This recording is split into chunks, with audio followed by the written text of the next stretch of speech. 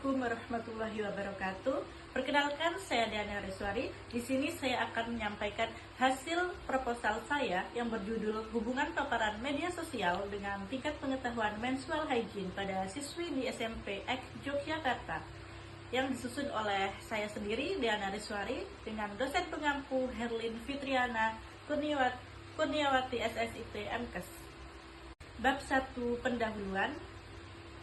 Latar belakang. Berdasarkan data survei yang dilakukan WHO di beberapa negara, remaja putri berusia 10-14 tahun mempunyai permasalahan terhadap reproduksinya. Sedangkan data statistik di Indonesia, dari 43,3 juta jiwa remaja putri berusia 10-14 tahun berperilaku hygiene sangat buruk. Penelitian Takri menunjukkan bahwa kebersihan alat genitalia eksternal rendah pada remaja di perkotaan, yaitu 58,09% dan 79,45% di pedesaan. Sebanyak 49,35% remaja menggunakan pembalut sekali pakai pada saat menstruasi, 45,75% menggunakan ulang kain yang telah dicuci, dan hanya 4,90% yang menggunakan kain baru sebagai penyerap pada saat menstruasi. Remaja yang menggunakan sabun dan air saat membersihkan alat genitalia sebanyak 58,18%, 40,57% hanya menggunakan air, dan 1,29% menggunakan air dan antiseptik, 34,88% pembalut disimpan di kamar mandi, dan 34,37% dari remaja membuang pembalut setelah digunakan. Berdasarkan Dinas Kesehatan Surabaya tahun 2019 terkait dengan perilaku remaja, hanya 20,3% yang mengetahui informasi dan konsultasi tentang kesehatan reproduksi remaja. Data yang ditemukan kelompok remaja di Surabaya untuk tindakan personal hygiene menstruasi didapatkan 4 remaja putri mengungkapkan tidak terbiasa membersihkan daerah genitalia dengan benar, 3 remaja putri mengungkapkan mengganti pembalut hanya pada saat mandi saja, dan 6 diantaranya mengungkapkan 3-4 kali mengganti pembalut saat haid. Rumusan masalah. Berdasarkan latar belakang masalah yang sudah saya sebutkan tadi, maka rumusan masalah dalam penelitian ini adalah apakah ada hubungan antara paparan media sosial dengan tingkat pengetahuan menstrual hygiene pada siswi di SMP X Yogyakarta. Tujuan penelitian yaitu ada 2. Yang pertama yaitu tujuan umum, yaitu mengetahui hubungan antara paparan media sosial dengan tingkat pengetahuan menstrual hygiene pada siswi di SMP X Yogyakarta. Kemudian untuk tujuan khusus, diketahui tingkat paparan media sosial pada siswi di SMP X Yogyakarta, diketahui tingkat pengetahuan menstrual hygiene pada siswi di SMP X Yogyakarta, diketahui keeratan hubungan paparan media sosial dengan tingkat pengetahuan menstrual hygiene pada siswi di SMP X Yogyakarta. Kemudian ada manfaat penelitian. Yang pertama yaitu manfaat teoritis, yaitu menambah referensi dalam bidang akademik dengan harapan menambah pengetahuan dan pemahaman bagi penulis dan mahasiswa kebidanan, khususnya terkait paparan media sosial dengan tingkat pengetahuan menstrual hygiene pada siswi di SMP X Yogyakarta. Kemudian ada manfaat praktis. Yang pertama yaitu ada bagi penulis sebagai alat untuk meningkatkan keterampilan dan keahlian di sektor ini dan memberikan lebih banyak informasi tentang pengaruh paparan media sosial dengan tingkat pengetahuan menstrual hygiene pada siswi di SMP X Yogyakarta. Yang kedua ada bagi tenaga kesehatan, yaitu hasil studi ini diharapkan menjadi referensi bagi para profesional kesehatan terutama bidan dalam kegiatan promosi dan pencegahan yang berkaitan dengan kesehatan reproduksi pada masa remaja.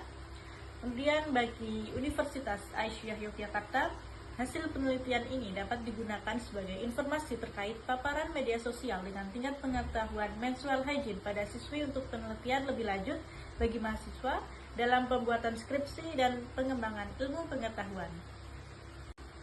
Untuk penelitian terdahulunya sendiri, yaitu hasil penelitian dari Minawati 2024, pengaruh pendidikan kesehatan berbasis media sosial WhatsApp terhadap peningkatan tingkat pengetahuan personal higienis saat menstruasi dengan analisis uji Wilcoxon, yaitu didapatkan nilai signifikasi 0,000 atau P kurang dari 0,05, yang dapat disimpulkan terdapat perbedaan secara signifikan pengaruh pendidikan kesehatan berbasis media sosial WhatsApp terhadap peningkatan tingkat pengetahuan personal hygiene saat menstruasi pada remaja. Sedangkan hasil penelitian Anugerah Wulandari tahun 2025 diperoleh dari uji C-square menunjukkan tidak ada hubungan yang signifikan antara penggunaan media sosial dengan tingkat pengetahuan maupun perilaku kesehatan reproduksi. Berdasarkan uraian di atas, terdapat perbedaan antara hubungan paparan media sosial terhadap tingkat pengetahuan menstruasi hygiene. Oleh karena itu, peneliti tertarik untuk meneliti ulang apakah ada hubungan paparan media sosial dengan tingkat pengetahuan menstrual hygiene pada siswi di SMPX Yogyakarta. Bab 2. Tinjauan pustaka. Landasan teori. Yang pertama ada media sosial. Media sosial adalah medium berbasis internet yang memungkinkan penggunaannya untuk berpartisipasi, berbagi, dan menciptakan konten baik berupa tulisan, foto, video, maupun suara dalam ruang virtual. Jenis-jenis media sosial sendiri ada jejaring sosial, media berbasis konten, blog dan microblogging, forum diskusi, media kolaborasi, marketplace atau media sosial bisnis, media sosial berbasis game. Kemudian untuk pengetahuan menstrual hygiene. Pada hakikatnya, pengetahuan merupakan segenap hasil dari kegiatan mengetahui berkenaan dengan sesuatu objek, dapat berupa suatu hal atau peristiwa yang dialami subjek.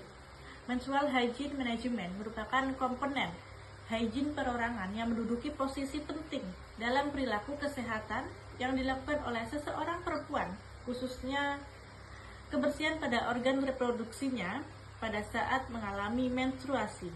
Manajemen hygiene menstruasi merupakan suatu dasar dalam pengelolaan diri khusus organ genitalia saat menstruasi agar mampu melakukan kegiatan dalam kehidupan sehari-hari terasa nyaman dan tanpa gangguan berarti seperti pergi ke sekolah, bekerja, dan lain-lain.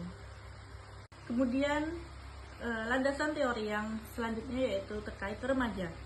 Pengertian remaja sendiri menurut WHO adalah populasi dengan periode usia 10-19 tahun. Masa remaja yang sering disebut dengan masa adolescence merupakan masa transisi dari anak-anak ke masa dewasa yang ditandai dengan perkembangan fisik, mental, emosional, dan sosial. Kementerian Kesehatan membagi periode remaja menjadi 3 bagian, yaitu remaja awal dengan usia 10-13 tahun, masa remaja menengah dengan usia 14-16 tahun, dan masa remaja akhir dengan usia 17-19 tahun. Dalam hal fisik, periode remaja ditandai dengan adanya perubahan ciri-ciri fisik dan fungsi psikologis, terutama yang berhubungan dengan organ reproduksi. Sedangkan dari sisi psikologis, masa remaja merupakan saat individu mengalami perubahan dalam aspek kognitif, emosi, sosial, dan moral. Selanjutnya di sini ada kerangka konsep yang terdiri dari variabel bebas, variabel terikat, variabel pengganggu. Jadi di sini ada kotak yang tidak bergaris putus-putus. Variabel bebas yaitu paparan media sosial dengan tanda panah yang menuju ke variabel terikat yaitu tingkat pengetahuan menstrual hygiene. Tanda panah sendiri mempunyai arti hubungan antar variabel.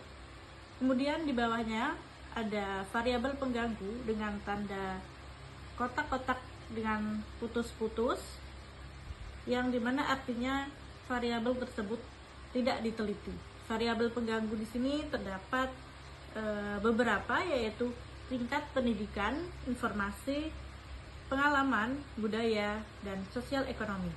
Berdasarkan tinjauan teori dan hasil penelitian tersebut, maka hipotesis penelitian ini dirumuskan sebagai berikut. Hipotesis utama atau HA terdapat hubungan paparan media sosial dengan tingkat pengetahuan menstrual hygiene pada siswi di SMPX Yogyakarta. Bab 3. Metodologi penelitian. Yang pertama ada rancangan penelitian. Pada penelitian ini menggunakan penelitian dengan desain analitik korelasi yang bertujuan untuk mengetahui hubungan antara paparan media sosial dengan tingkat pengetahuan menstrual hygiene pada siswi di SMPX Yogyakarta. Penelitian ini menggunakan pendekatan cross-seksional, yaitu suatu pendekatan penelitian yang dilakukan dengan cara mengukur variabel independen atau paparan media sosial dan variabel dependen tingkat pengetahuan menstrual hygiene pada waktu yang bersamaan. Kemudian ada variabel penelitian. Yang pertama variabel independen. Adapun variabel independen pada penelitian ini adalah paparan media sosial. Variabel dependen. Adapun variabel dependen pada penelitian ini adalah paparan tingkat pengetahuan menstrual hygiene. Adapun variabel dependen pada penelitian ini adalah tingkat pengetahuan menstrual hygiene. Kemudian variabel pengganggu pada penelitian ini yaitu tingkat pendidikan, informasi, pengalaman, budaya, dan sosial ekonomi. Alat pengumpulan data. Data yang dikumpulkan terdiri dari data primer yang diperoleh langsung dari responden melalui pengisian kuesioner SIPMS yang diadopsi dari penelitian Ria Sabekti dan kuesioner dengan pertanyaan berupa multiple choice atau pilihan ganda dari penelitian Nugraheni 2018. Kemudian untuk metode pengumpulan data, pengambilan data dalam penelitian ini dilakukan secara langsung di SMPX Yogyakarta.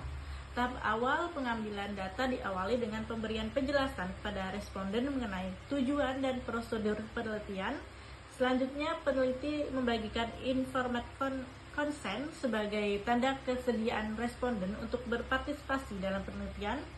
Responden yang bersedia menjadi sampel diminta menuliskan inisial nama sebagai bentuk persetujuan. Data primer diperoleh langsung dari subjek penelitian melalui pengisian kuesioner terstruktur yang dibagikan secara langsung oleh peneliti kepada siswi kelas 10 yang telah mengalami menstruasi. Setelah kuesioner diisi, peneliti mengumpulkan kembali kuesioner dan memeriksa kelengkapan jawaban responden. Teknik sampling. Jadi teknik sampling atau teknik pengambilan sampel dalam penelitian ini menggunakan purposive sampling, yaitu pemilihan sampel berdasarkan kriteria tertentu. Kriteria inklusi dalam penelitian ini adalah siswi kelas 10 yang telah mengalami menstruasi dan bersedia menjadi responden. Teknik ini dipilih karena tidak semua siswi memenuhi kriteria yang ditetapkan oleh penelitian. Kemudian untuk populasi dan sampel, populasi sendiri dalam penelitian ini adalah seluruh remaja putri kelas 10 dan sampel yang terdiri dari kriteria sampel dalam penelitian ini adalah untuk kriteria inklusi, yaitu siswi kelas 10 telah mengalami menstruasi, bersedia menjadi responden. Kemudian untuk kriteria eksklusinya sendiri, terdapat siswi yang tidak hadir saat pengambilan data, kemudian siswi yang mengisi kuesioner tidak lengkap. Analisa data. Dalam penelitian ini terdapat dua analisa, yaitu yang pertama ada analisis uji univariat. Analisis data menggunakan uji univariat yang digunakan untuk mendapatkan gambaran distribusi responden serta menggambarkan variabel independen dan variabel dependen yang pada umumnya hanya menghasilkan distribusi frekuensi dan persentase dari setiap variabel. Kemudian analisis uji bivariat. Analisis bivariat digunakan untuk mengetahui hubungan keterpaparan media sosial dengan tingkat pengetahuan menstrual hygiene di SMPX Yogyakarta menggunakan uji Chi-square. Demikian presentasi proposal dari saya. Saya ucapkan terima kasih. Saya akhiri. Wassalamualaikum warahmatullahi wabarakatuh.